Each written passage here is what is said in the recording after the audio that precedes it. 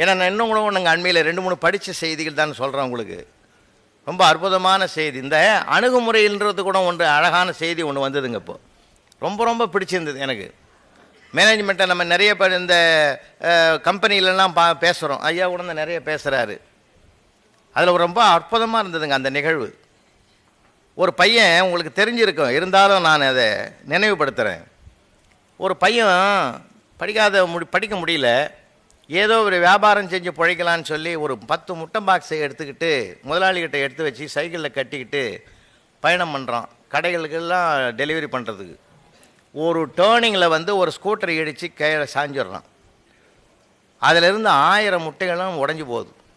அதில் ஒருத்தன் நம்மால் செல்லில் எடுத்து வாட்ஸ்அப்பில் போடுறான், வீட்டில் போட வேண்டிய ஆம்லெட்டு ரோட்டில் போட்டு விட்டான்னு. ஏன்னா அவனுக்கு அது ஒரு மெசேஜ் கிடச்சிருக்குது.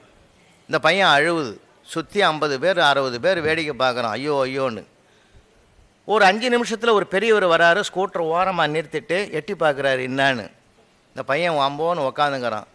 தட்டி கொடுத்தார், கவலைப்படாத தம்பி, இந்த மாதிரி பிரச்சனைகள் சிக்கல்கள் வருவது இயற்கை, எழுந்துரு அப்படின்னு கையில் பாக்கெட்லேருந்து ஒரு 100 ரூபாய் எடுத்து கையில் கொடுத்து, போ வச்சுக்கோ அப்படின்னு, உன்னுடைய நஷ்டத்தில் நான் கொஞ்சம் பங்கெடுத்துக்கிறேன் வச்சுக்கோன்ட்டார். இதை பார்த்ததுமே 50 பேருக்கு ஞானம் வந்தது.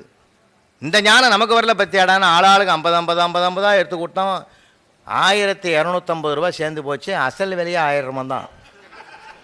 250 கூடவே கிடச்சி போச்சு. கடைசியில் ஒரு பெரியவர் ஒரு 20 ரூபா நோட்டு, என் சக்திக்கு இவ்வளோதான்பா இருக்குதுன்னு கொடுத்து, ஆனால் ஒன்று தம்பி, நீ சின்ன பிள்ளையாகிற, வருங்காலத்தில் ஒருத்தரை நினைக்கணும் நன்றியோடன்னா, இந்த சூழ்நிலையை உருவாக்கி கொடுத்து உன்னை காப்பாற்றினான் பற்றியான் முதல்ல ஒரு ஆள் 100 ரூபா கொடுத்தானே, அவன் தான் ஏன் உன்னை முதலாளிகிட்ட இருந்து காப்பாற்றினான்னா.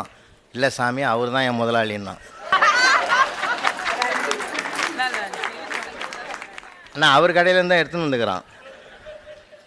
அவர் தான் பார்த்துட்டு, நான் என்ன கேட்குறேங்க, அவனை ஒரு 4 சாத்தின்தான்னு வச்சுங்க, அவ்வளோ நஷ்டம்.